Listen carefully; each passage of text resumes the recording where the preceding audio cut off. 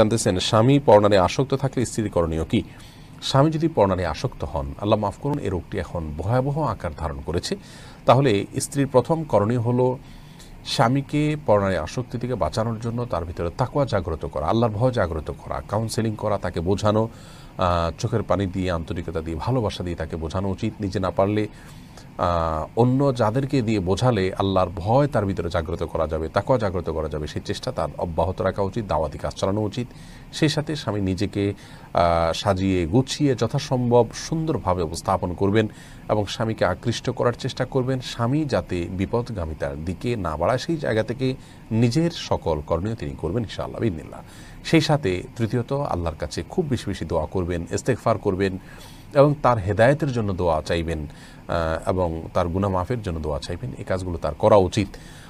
যদি কোনো স্বামীকে ফোর্স করার সুযোগ থাকে তাহলে সেখানে ফোর্সও করবেন এবং সেই ফোর্স করতে গিয়ে যদি তার প্রতি অন্য কাউকে দিয়ে ফোর্স করাতে গিয়ে যদি তার উপরে প্রেশার দেওয়া হয় এবং সে প্রেশার দেওয়ার মাধ্যমে সে যদি অন্যায় থেকে ফিরে আসে তাহলে সেটাও জায়েজ আছে, কোনো অসুবিধা নেই।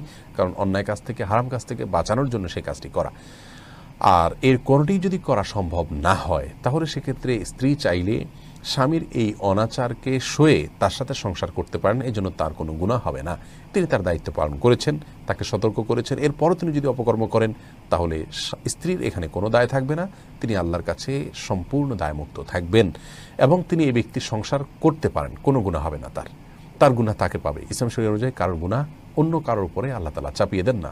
ও আল্লাহ তাযিরু ওয়াজিরাতুন উযরা উখরা বলেছেন, আল্লাহ তাআলা বলেছেন যে কারোর বোঝা অন্যের উপরে চাপিয়ে দেওয়া হয় না বা অন্য কেউ বহন করবে না, বিধায় তার পাপের বোঝা সে বহন করবে।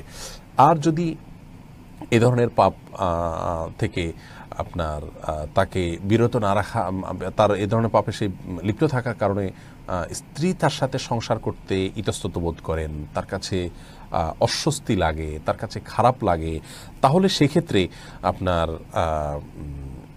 এরকম স্বামীর ঘর তিনি করলেন না, তার থেকে তালাক চাইলেন, সে অধিকারও তার আছে। তিনি চাইলে তার থেকে বিচ্ছেদ চেয়ে নিতে পারেন, আর চাইলে তিনি থাকতেও পারেন।